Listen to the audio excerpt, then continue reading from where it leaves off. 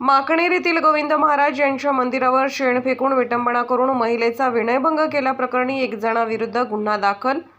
मलकापूर तालुक्यातील माकणेर येथील लता दिनेश ताडे या महिलेने पोलीस स्टेशनला फिर्याद दिली की 29 फेब्रुवारी रोजी माकणेर येथील गोविंद महाराज संस्थान येथे दर्शनासाठी गेली असता घनश्याम राजेंद्र ढोले हा आला व तुम्हाला या मंदिरात दर्शन घेण्याचा अधिकार नाही असे म्हणून रस्त्यावरील शेण गोविंद महाराज मंदिराच्या भिंतीवर फेकून मारून विटंबना केली व तसेच हात धरला, अंगावर ओढून विनयभंग करत अश्लील भाषेत शिवीगाळ केली।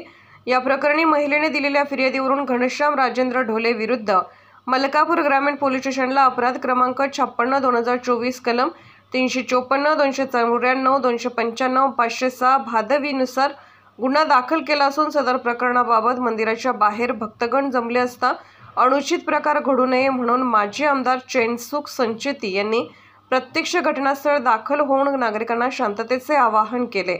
लोकनायक न्यूज करिता प्रतिनिधी अनिल गोठी, मलकापूर, जिल्हा बुलढाणा। आज दुपारी 4 वाजता जवळपास ॲडव्होकेट घनश्याम राजेंद्र ढोले यांनी माकणेर येथील गोविंद महाराजांच्या मंदिरावरती शेणमाती मारण्याचा दुष्कृत्य त्यांनी केलं आहे आणि यामुळे जनभावनेचा अतिशय उद्रेक झाला। आज जेव्हा शेणमाती मारत होते महिलांनी त्याला रोखण्याचा प्रयत्न केला, पण त्यांनी त्याचे पदर बिदर ओढण्याचे प्रयत्न करून हे दुष्कृत्य केलं आणि त्यामुळे महिलांचा अपमान केला, गोविंद महाराजांच्या स्थळाचा अपमान केला, मारुती महाराज संस्थांमध्ये त्यांनी अपमान केला।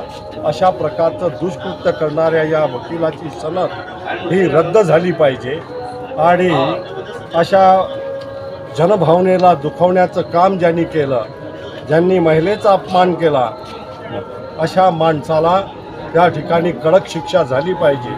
पोलीस प्रशासनाकडे ही मागणी करीत आहे आणि त्याचबरोबर पोलीस प्रशासनाने आज त्याला तुरुंगात डांबण्याचा या ठिकाणी कारवाई केलेली आहे आणि म्हणून असे पुन्हा दुष्कृत्य करणार नाही याकरता जबर त्याला या ठिकाणी शिक्षा करणं आवश्यक आहे, एवढीच मागणी आपण या ठिकाणी करतो।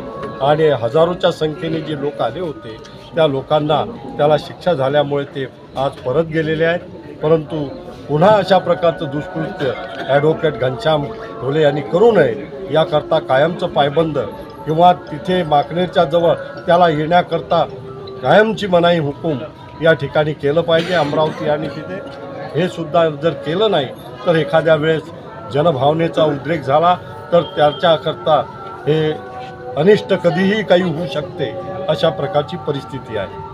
धन्यवाद। लोकनायक न्यूज